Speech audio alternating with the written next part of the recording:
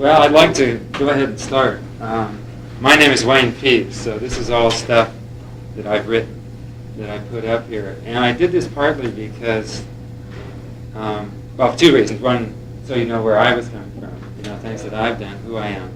And also, to keep it a little more autobiographical, so I won't cover material that Karen's already covered. I've come to, it's okay, I just started. I come to the class a couple times, and it was very upsetting to me just to discuss the subject, and of course I wondered why.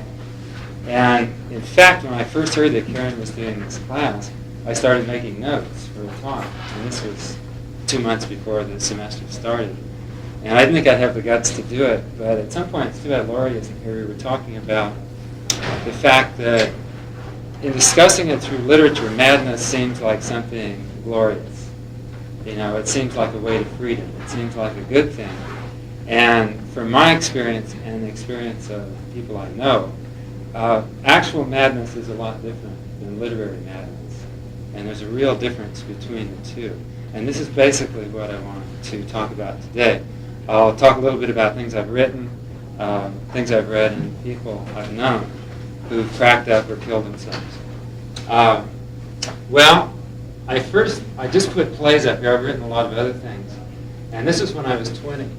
And I was about to run off. I wrote Blood Roses in 1960. And I was going to school at Berkeley. And I decided that school was a bunch of shit. I just wanted to be a writer. I was going to go to Mexico. And so the last semester at Berkeley, I was a sophomore, I think, or a junior. I decided not to go to classes. I just worked, and I took all F's in all my classes. And packed up a suitcase full of books that weighed a ton and went to Mexico City. But before I did, I sat down for about a week and I wrote that play. And it turned out it was basically a psychodrama. It was just a family yelling at each other and telling each other all the ugly things that they'd never told each other. It was really inner crazy monologue. But I think that my interest in insanity was already there. Now remember, at 20, we're just totally unconscious. And so or at least we're closer to it. We're writing, we're living, we're working much more out of the unconscious. We haven't had a lot of experience. Our experience is not controlled the way it becomes later. This one, I was living, I stayed in Mexico 2 weeks and I came back and I went to San Francisco State. And I carried that whole big suitcase full of books all the way. This one, there was a mass murderer in San Francisco. I don't remember which one. And The Strangler was just a one-act play, and this guy was sitting in a hotel room. And I was living very much a hermit life in those days. When I was going to school, I knew one other person in the city of San Francisco, and that was it. And I was just writing plays like crazy. Well, this is about a guy who people keep knocking on his hotel room door, and you hear announcements, newspaper announcements of this murderer, this strangler, and he just gets more and more paranoid. And at the end, and it says, this guy's killing little girls with a wire and stuff. And in the end, he's just real frustrated. He pulls his wire up from under the bed. I've forgotten how it ends, actually. That's, what he said. Okay. Then, hi, Mitch, come on in. Let's see. There you go. Okay, this one is about Van Gogh and Gauguin in the south of France. And I could read you a little bit from that one. Now, there's a couple things. One is that my father was a minister and then an army chaplain. And so I would identify with these two guys because both their fathers were ministers. Van Gogh's and Nietzsche's were both ministers. And so somehow I could get into their lives much more easily than some other ones. And I can read you some more. So this was this is about Nietzsche, this is about Van Gogh. This one was about a kid who was going to get drafted in the Midwest during the Vietnam War, and just what he goes through.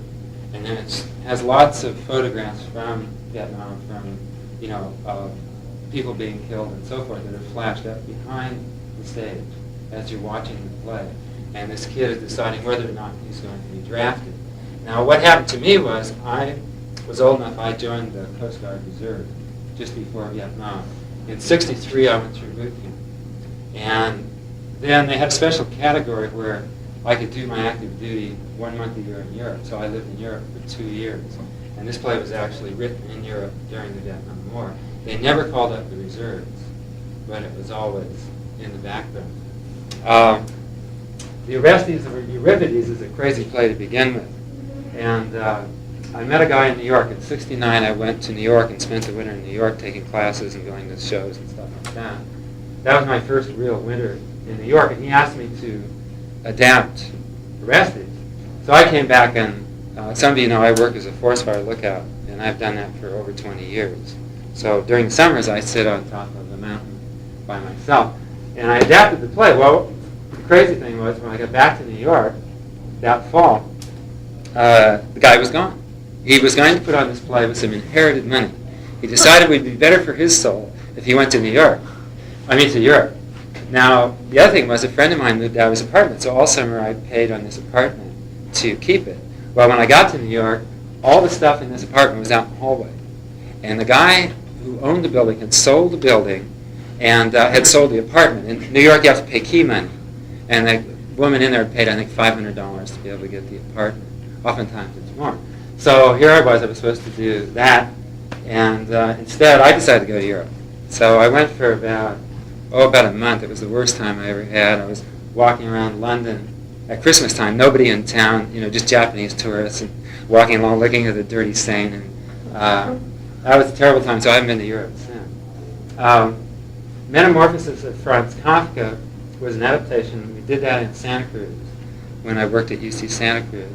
And my friend Marilyn here, that's the first time she ever saw me. I was laying on stage with a huge turtle shell on my back, sort of writhing. So I really put my... so Kafka has always been very much a part of... I wouldn't want to read him again. This is sort of a catharsis, get all this stuff out of my system. And then, Gaius Caligula, we never actually did, but a group of us did improvisations on this. And we were going to do Camus' Caligula. You probably know about the Roman Emperor Caligula, who was like a madman. And when we went back to look at Suetonius for background material, if you look in Suetonius' 12 Caesars and read the part on Caligula, it's much crazier than Camus made it. So we decided to do our own production of this. One of the things that we did was we had all had a teacher in Santa Cruz who's the director of Teatro Campesino, Luis Valdez, and they're very much into death and the whole Mexican thing using skulls. And even in that class, we even did a burial. The whole class went up on this hillside above the theater. We dug a grave, and then people had the choice of the way they could die, and everybody took a turn. We had a ceremony, and people were laid in the grave and resurrected. So during this, we did all kinds of death exercises. And I remember this one friend of mine, what it was, he lived on a hill above the railroad station in Santa Cruz. So one evening, we all gathered up there. It was his turn to do the exercise. And he brought out a rifle. Well, he took the bolt out and everything.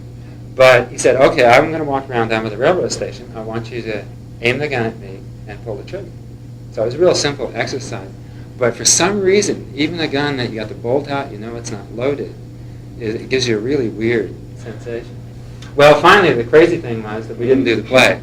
The night before we were supposed to perform it, we decided that, well, actually it was myself and one other person in the cast, that somehow the concepts that we had come up with, particularly about death, we just disagreed so much on it that the night before we decided not to do the production of the performance.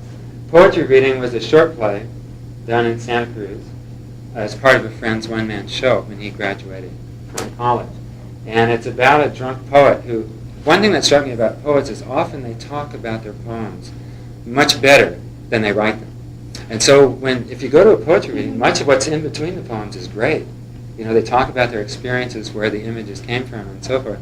So I thought I'd just write a play where the guy just comes out and talks about his poem and never reads it. So he comes on drunk and everything, and during that time, you realize one thing is that his wife has just died, and that, let me see if I got this here somewhere. His wife has just died. You realize that without him telling you. And his son has epilepsy. And he says this about, about some of the images, so this gives you some idea. He's up there and he's shuffling the papers. He says, I wish I could see what I was doing. He's real drunk. Yes, here we go. Page 1. I suppose I should give you a little background. The image of the park and the kids playing basketball. that's meant to be an image of society. The hoop they throw the ball through, that's frankly meant to be sexual. And the image of the statue covered with excrement and a dead pigeon lying at its feet, that came to me in a dream.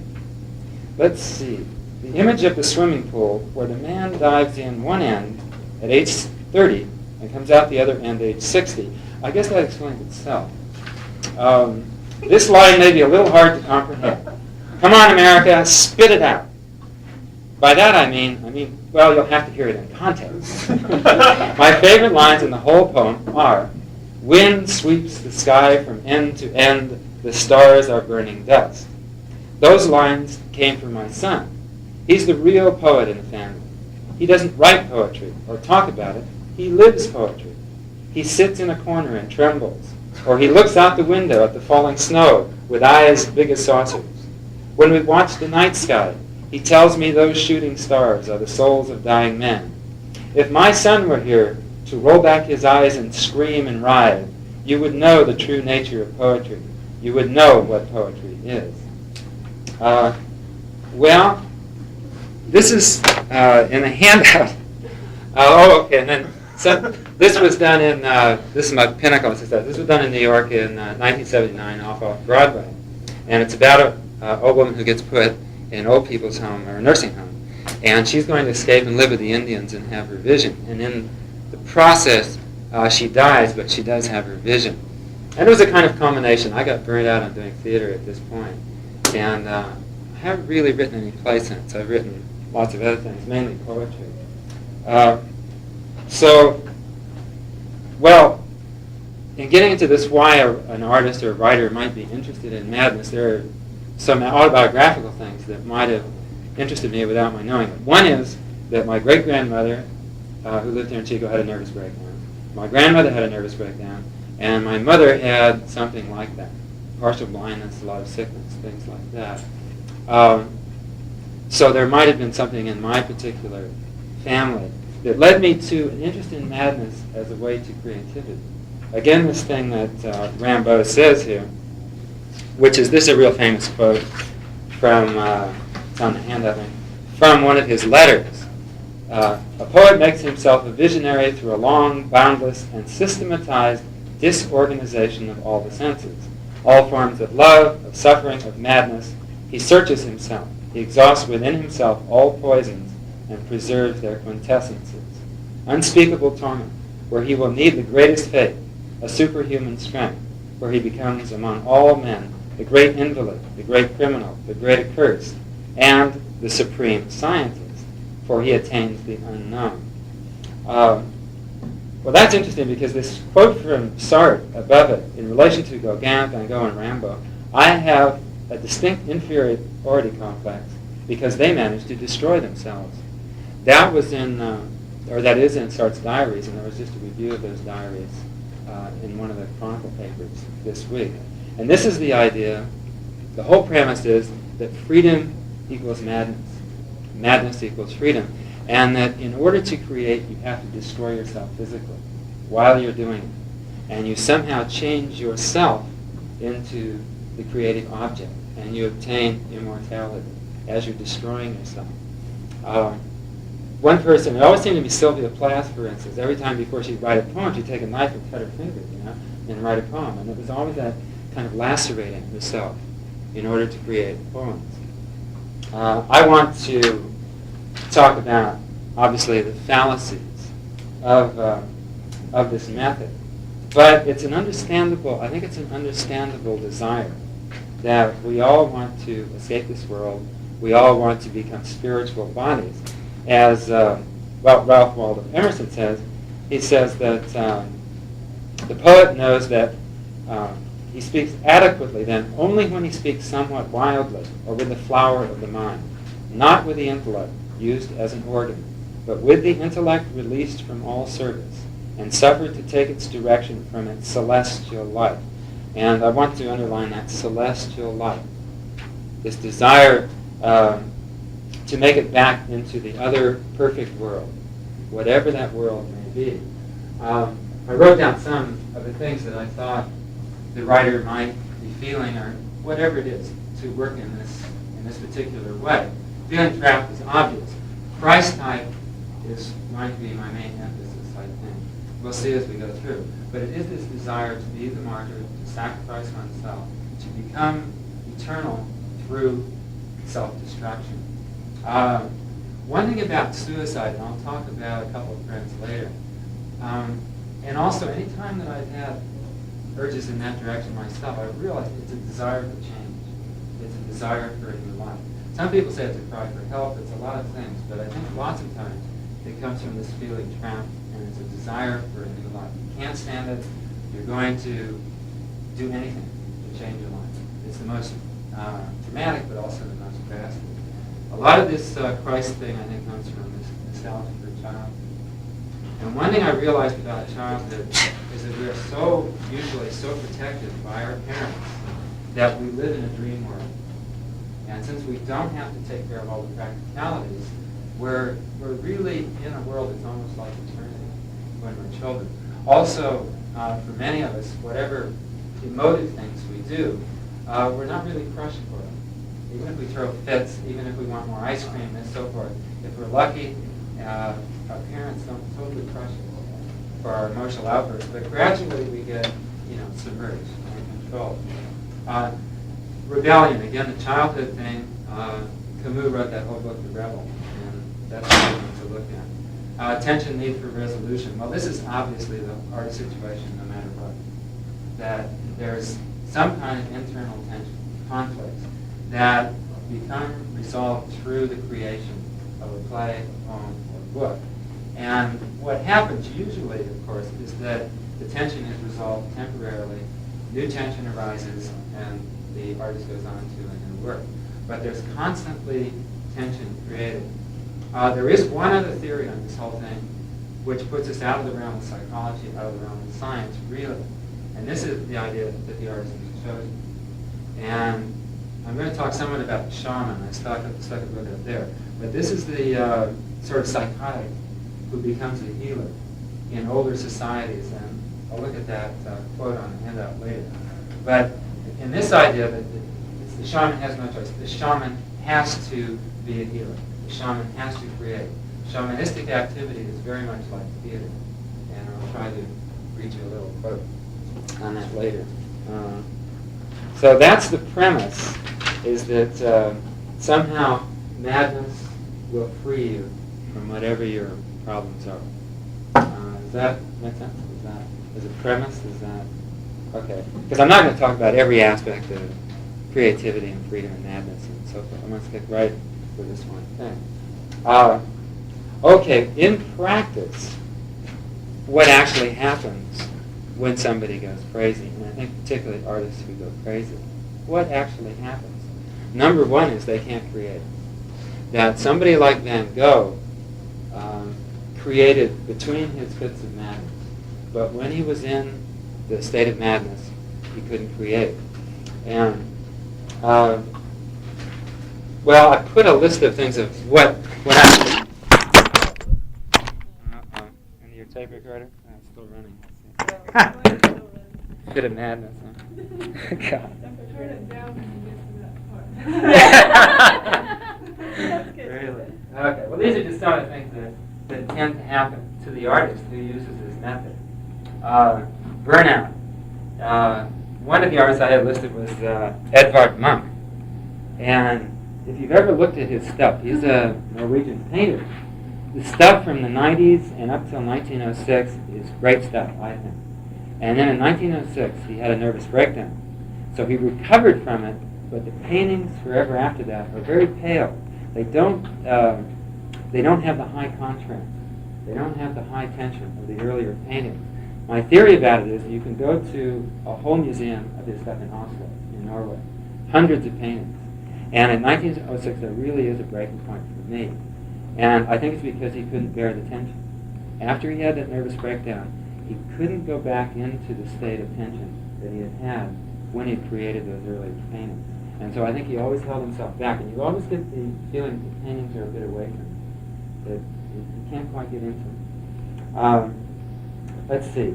Suicide, Van Gogh. Well, let me read one little part from a play. So I find, not because it's, if I can find This is not because I think my stuff is great. Sometimes I do, sometimes I don't. And I can't even find it now. Huh. Okay. Oh, here it is. But just to give you some idea of what I was thinking about, or the way I envision Van Gogh going crazy. And what happens is that he has the tension between he and Gauguin becomes greater and greater and greater. They're living in this house in the south of France. And one night, and it seems to be the first time Van Gogh really flipped out, he goes after Gauguin with a razor. Now, some people dispute whether this actually happened. I assume that it actually happened. And then what happens is that he's, from my point of view, Van Gogh snatches up the razor, and before he's tried to break into Gauguin's room, and Van Gogh didn't realize what he was doing, and Gauguin just shoved things against the door and locked him out. And of course, just sat there until morning, and then in the morning he confronts Van Gogh, and Gauguin says, "You are always trying to develop obligations. That is the only reason you have told me all this." And Van Gogh has this long monologue about his father and his family. "I am not a man for obligations. I am going to the train station to get a ticket." As Gauguin gets to the door, Van Gogh snatches up a razor. "Van Gogh, I won't let you go so easily." Gauguin, "Look at your hand, Vincent." Van Gogh looks at razor. "You see, you must believe me." Van Gogh, "Oh, come." Gauguin exits. Van Gogh starts to set razor and washstand when he sees himself in the mirror. "Mirror, mirror on the wall, you'll desert me last of all." He takes down mirror and sets it on the table. He sits and looks down into mirror, razor still in his hand. "Mirror, do you remember the time I spent a whole day with you, so I wouldn't have to be alone?" Fine. "Now our revels are in. Now," you see I'm quoting Shakespeare and stuff. This is 24-year-old writing this play. "Now you will see me, and I won't see you. See how bright the candle is becoming. Soon it will consume us like the sun, and Arles will be the first of those burning cities I have seen. Listen to the voices. They pour like poison into my ear. If only I were completely insane, killing myself would be nothing. But this clarity in the middle of madness, it's this clarity in the middle of madness that terrifies you. And from friends of mine, that's true. Your conscience, you have a double consciousness lots of times. That you're out of control, that you're crazy, but you're also, consciousness is happy. Doesn't it, mirror? Foresee the terror in your eyes and hear the horror in the air. If only this razor doesn't miss as I lift it. I hope I have the courage to release my soul from this animal." And I think that's a key to a lot of this. Release my soul from this animal. And this will come up over and over again. "If only I hadn't sold my soul to the devil, as God seems to scream in my ear. Quickly, quickly, Van Gogh. At least die decently, if you can't live so quickly. Lights go out. Ah! Well, he just cuts off part of his ear. At that point, he doesn't kill himself. Later, he shoots himself. But that's, I think, about a year later. And what seems to be true of a lot of the people I'm going to mention is their obsession with God, their obsession with religion. It's something about the person going crazy, often that leads into this megalomania. And there's a book you can look at called The Three Christs of Ypsilanti. I didn't write it on here.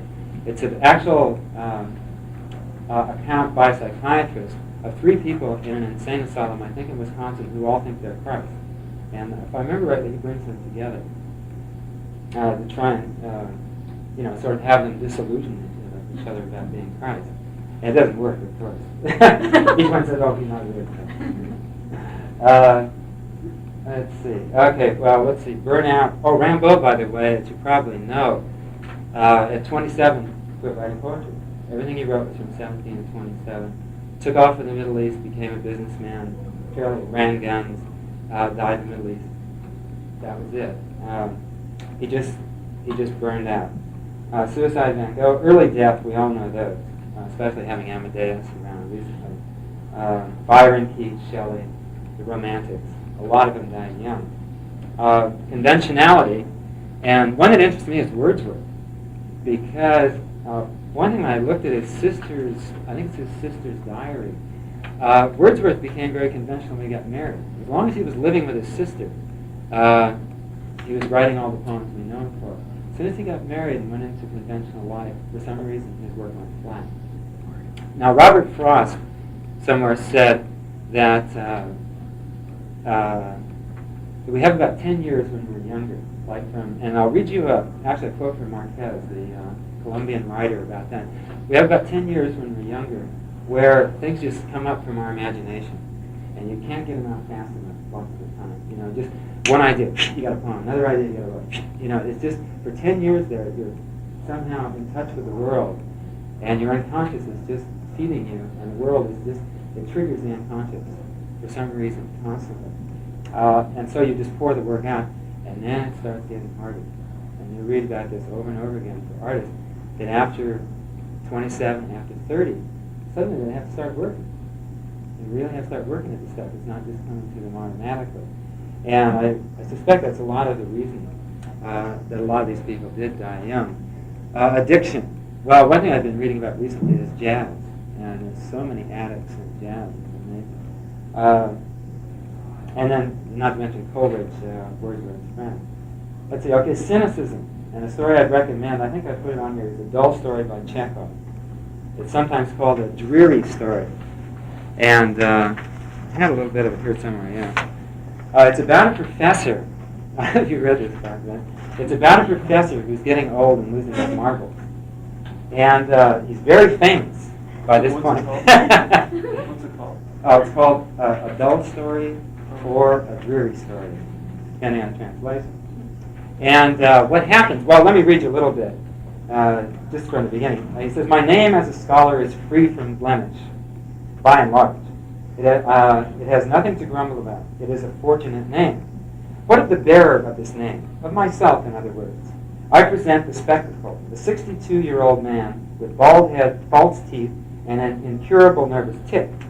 I'm every bit as dim and ugly as my name is brilliant and imposing. My head and hands tremble with weakness. Like one of Turgenev's heroines, I have a throat resembling the stringy neck of a double bass. My chest is hollow. My shoulders are narrow. When I lecture, my mouth twists to one side. When I smile, senile wrinkles cover my whole face, and I look like death.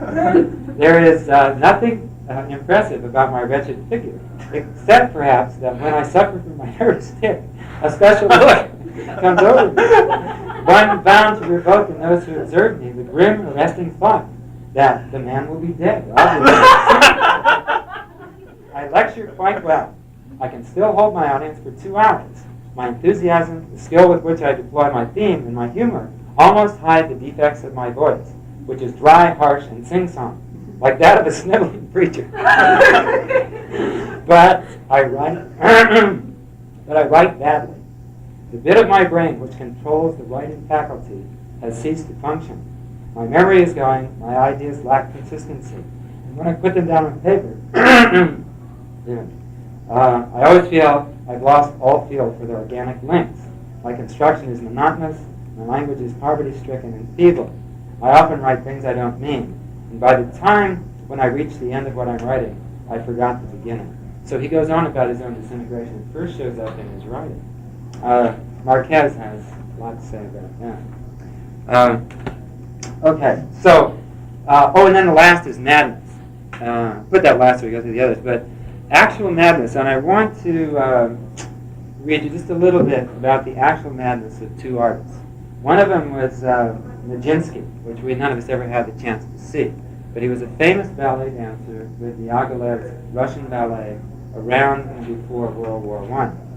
Everybody says he was fantastic on stage, every account you read.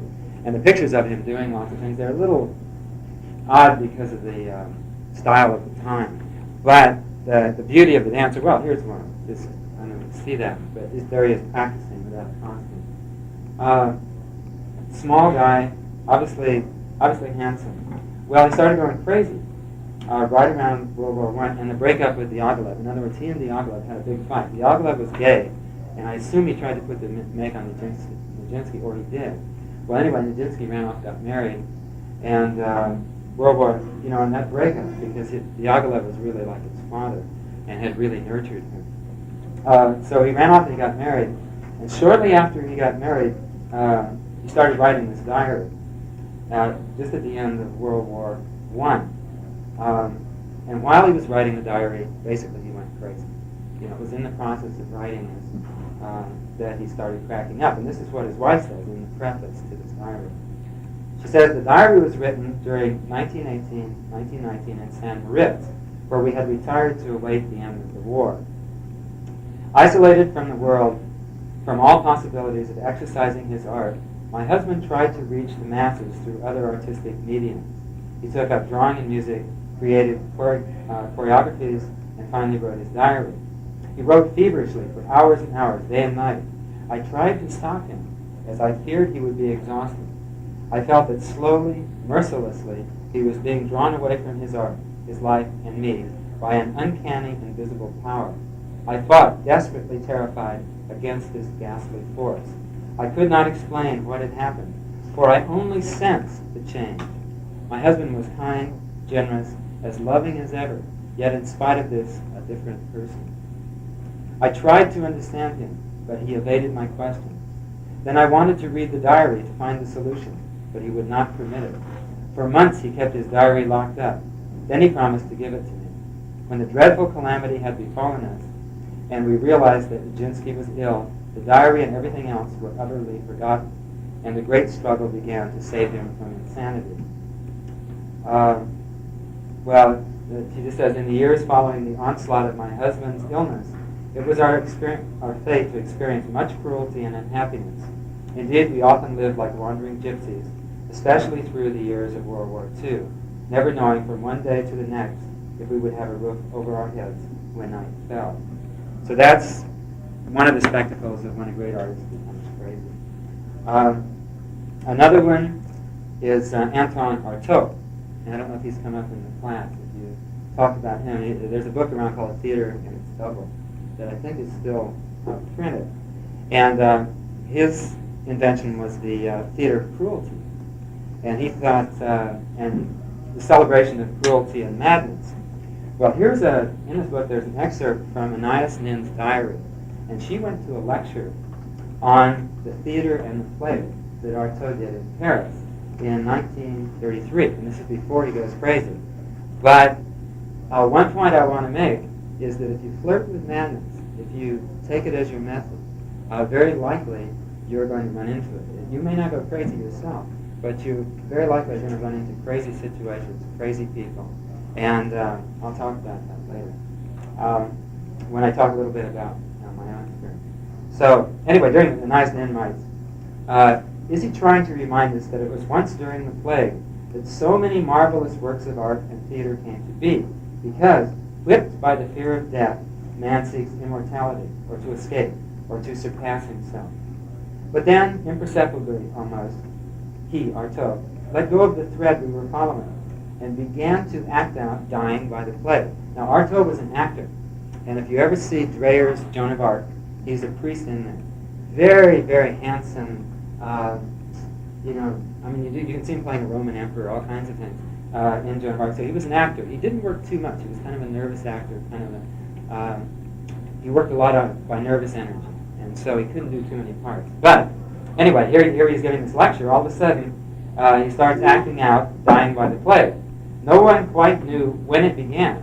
His face was contorted with anguish. One could see the perspiration dampening his hair. His eyes dilated, his muscles became cramped, his fingers struggled to retain their flexibility. He made one feel the parched and burning throat, the pains, the fever, the fire in the guts. He was in agony, he was screaming, he was delirious. He was enacting his own death, his own crucifixion. At first people gasped, and then they began to laugh. Everybody was laughing. They hissed. Then one by one they began to leave, noisily, talking, protesting. They banged the door as they left. More protestations, more jeering. But Artaud went on until the last gasp. So he was lying on last gasp, and stayed on the floor. Then when the hall had emptied of all but his small group of friends, he walked straight up to me and kissed my hand. He asked me to go to the cafe with him. Artaud and I walked out in a fine mist. We walked through the dark streets. He was hurt, wounded, baffled by the jeering. He spat out his anger. They always want to hear about. They want to hear an objective conference on the theater and the play. And I want to give them the experience itself, the plague itself. Real common to a lot of these artists. They feel if they go through it, they enact it in their lives, that we as the audience or the reader will pick it up, and somehow we will more intensely go through the experience. Okay, well, Artaud goes crazy. I mean, literally has to be committed and spends a lot of years in insane asylums, various. He comes to, let's see, this is when he comes to one hospital. It says, on the very morning of his appearance at the hospital, after waiting for the arrival of the ambulance bringing him from the station, I held my arms open. He, Artaud, threw himself into me, making out that it was a reunion with dearest friends, that we had known each other for 15 or 20 years. He mentioned a dozen common friends whose names I did not know, reeling off a long string of specious memories which I was careful not to contradict. I told him immediately of my plan to give him his liberty, restore him to Parisian life, to the world of letters and the arts. And I took him straightway to lunch at my home. My wife made an admirable effort, welcoming him with open arms, allowing herself to be kissed by this repulsive-looking creature. It is embarrassing for a housewife to have a guest who gulps noisily at his food, mashes it up on the tablecloth, belches regularly, and before the meal is over, kneels down to psalmodize. I was soon... It would be embarrassing. Difficult. I was soon to calm him down by giving him back a little inlaid sword, which I just found listed on his inventory. You can find them at any of the markets in Toledo. At present at the lunch was Friedrich Delange, a painter who had lived with somebody. He described Artaud as carrying his head low, toothless, spluttering when he launched abruptly into speech, not to say assertion or complaint. He reminded Delange of an actor playing a role. Anton Artaud is dead, he said. My name is Anton Nalpes. Then, when the audience seemed to be paying no attention to him, he stood up, recited some magical incantations, and walked around his chair, or complained that the pendulum of the clock was making too much noise. Here's another little part. He did not carry any sexual memories. This goes back to the soul released from the body again. I think that a lot of these people, that's the whole idea, is you're going to become a spiritual being, not a physical being, not a human being.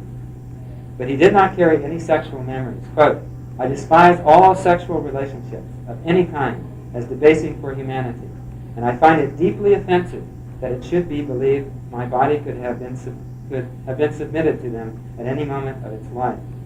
All the greatest poets and painters had been chaste. Sexuality was the source of all human evil. I don't know how many of you read the first novel by Sartre called Nausea, but that's a good example of this. And you can tell in those diaries, Sartre says, it drives me crazy that I'm not a poet. Well, he didn't become a poet because he didn't want to be crazy. I think if you read Nausea, he comes as close to going crazy as he can. You know, and one thing that struck me in that book was the hatred of everything organic. You know, hatred of trees that grow, of women, of just anything organic in Nausea.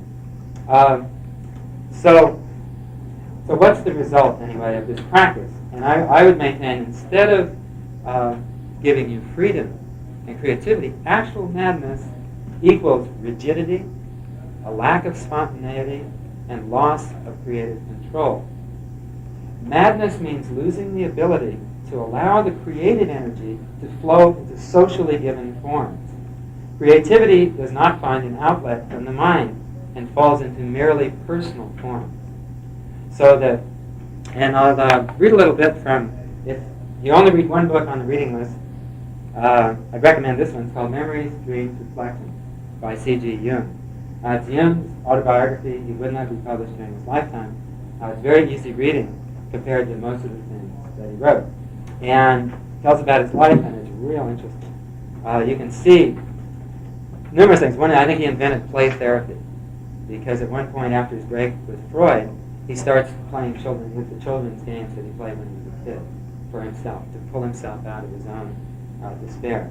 Another thing was, well, there are a whole bunch of things. He invented or used the lie detector to test people and to try to figure out what they were really thinking. But in the section on work, his first breakthrough was in a case where he figured out what was happening to somebody. And this is what he says. He says the crucial thing is the story. That each of us have a story, and that's the crucial thing. If that we have, and that if we want to help somebody or understand somebody, whether they're crazy or not, it's understanding their story. For it alone shows the human background and the human suffering, and only at that point can the doctor's therapy begin to operate. A case demonstrated this to me most cogently. The case concerned an old patient in the women's ward. She was about 75 and had been bedridden for 40 years. Almost 50 years ago, she had entered the institution, but there was no one left who could recall her admittance. Everyone who had been there had since died. Only one head nurse, who had been working at the institution for 35 years, still remembered something of the patient's story. The old woman could not speak and could only take fluid or semi-fluid nourishment. She ate with her fingers, letting the food drop off them into her mouth.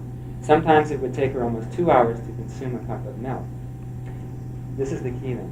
When not eating, she made curious rhythmic motions with her hands and arms. I did not understand what they meant. I was profoundly impressed by the degree of destruction that can be wrought by mental disease, but saw no possible explanation. Very common that when people are crazy, they repeat the same thing over and over and over again. You may or may not understand what they're saying, but that's not creativity. That's not spontaneity. Okay. At the clinical lectures, she used to be presented as a catatonic form of dementia praecox, which I think that used to be the name for schizophrenia. But that meant nothing to me, for these words did not contribute in the slightest to an understanding of the significance and origin of these curious gestures. The impression this case made upon me typifies my reaction to the psychiatry of the period. This is probably about 1900, maybe even sooner. When I became an assistant, I had the feeling that I understood nothing whatsoever about what psychiatry purported to be. I felt extremely uncomfortable beside my chief and my colleagues, who assumed such airs of certainty, while I was groping perplexedly in the dark. For I regarded the main task of psychiatry as understanding the things that were taking place within the sick mind. And as yet, I knew nothing about these things. Here I was engaged in a profession in which I did not know my way about. He was already a trained medical doctor. Late one evening, as I was walking through the ward, I saw the old woman still making her mysterious motions, and again asked myself, what must this be? Thereupon, I went to our old head nurse and asked whether the patient had always been that way. Yes, she replied, but my predecessor told me she used to make shoes. I then checked through her yellow case history once more, and sure enough, there was a note to the effect that she was in the habit of making cobbler's motions. In the past, shoemakers used to hold shoes between their knees and draw the threads through the leather with precisely such movements. Village cobblers can still be seen doing this today. When the patient died shortly afterward, her elder brother came to the funeral. Why did your sister lose her sanity? I asked him. He told me that she had been in love with a shoemaker who for some reason had not wanted to marry her, and that when he finally rejected her, she had gone on. The shoemaker movements indicated an identification with her sweetheart that had lasted until her death. That case gave me my first inkling of the psychic origins of dementia praecox, schizophrenia. Henceforth, I devoted all my attention to the meaningful connections in psychosis. So what you're getting from people a lot of times is a code when they go crazy. Well, the thing about an artist is that you have to, no matter how you stretch them, no matter how you change the forms that exist within the artistic history of your society, somehow you still have to communicate with your audience in order to be an artist. And I think that every artist wants to. I think the idea of an artist wanting to be famous after they're dead is just not true. There's always, they may say it, but that's always, they always want to make it in their lifetime. So you have to use and speak and work in forms that are given by the society. Everybody works at it. Well, when you go crazy, you tend to work in a private code. So it's not, from my point of view, it's not creativity. Another thing that interests me in this is the mechanical model, that when people are crazy, like this woman, what they do is they repeat things over and over again, just like machines. And then madness, in a way you could say, is machinery. And that if people acted like machines, they really would be crazy. Or in the jazz I've been reading, addiction in the jazz world, oftentimes it leads to people not being able to improvise anymore. All they can do is repeat the formulas they've done before, and they really lose their gift. when they get into addiction. Well, let's see. You really can't call it madness, and just one example was, let's see how we're doing. One example is from a guy I knew was a director in Santa Cruz, and he'd once done a production of The Bacchus, which he read first.